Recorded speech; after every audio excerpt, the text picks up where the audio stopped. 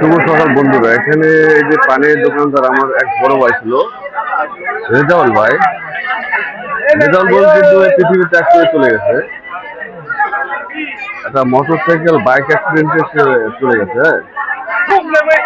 আজ কিন্তু তার ছেলে এই দোকানটা করতেছে।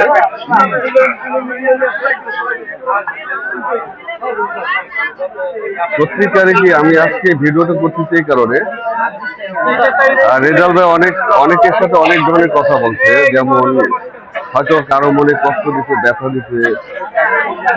আমার সাথে একটা গুড রিলেশন ছিল আজকে 8 বছর, 5-7 বছর। কিন্তু হয়তো বা কারো মনে কষ্ট দিতে, কারো মনে ব্যথা দিতে, আমি তার পক্ষ থেকে সবার কাছে ক্ষমা চাচ্ছি। এই তার মানে বড় সংসার, বড় করে কিন্তু এই দোকানটা করতেছে। আপনারা এখানে আসবেন। হ্যাঁ, রেজাল ভাই হয়তো বা মানে কারোর সাথে কষ্ট দিতে, ব্যথা দিতে, এটা আমি তার পক্ষ থেকে সবার কাছে ক্ষমা চাচ্ছি। কারণ সবচেয়ে আমার সাথে একটা ভালো রিলেশন ছিল 7-8 বছর। ভিডিওটা করা এই কারণে, যদি সে কোনো ভুল ভ্রান্তি করে থাকে তার পক্ষ থেকে আমি সবার কাছে ক্ষমা চাই। তারা ক্ষমা করে দেবেন, কারণ সে এখন না ফেরার দেশে চলে গেছে। যে এখান থেকে আর কখনো ফেরা যায় না,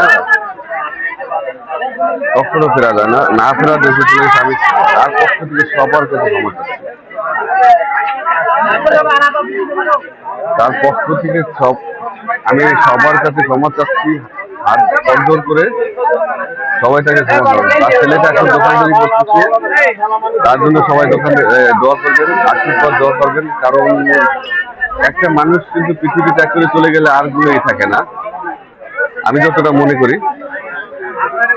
ভিডিওটা করার কারণ শুধু একটাই, আমি রেজাল ভাইয়ের পক্ষ থেকে সবার কাছে ক্ষমা চাচ্ছি। সবাই ক্ষমা করে দেবেন,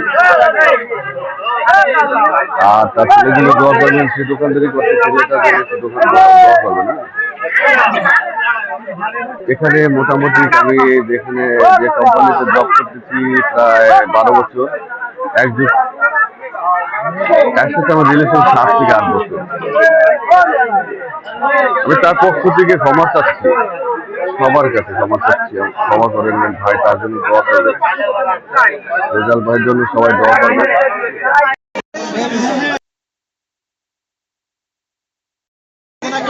এই জন্য এই ভিডিওটা আমি করতেছি, ঠিক আছে? সবাই রেজাল ভাইকে ক্ষমা করে দেবেন, তার ছেলের জন্য দোয়া করবেন, ছেলেটার জন্য দোয়া করবেন, ছেলেটা ঠিক মতো দোকানদারি করতে পারে।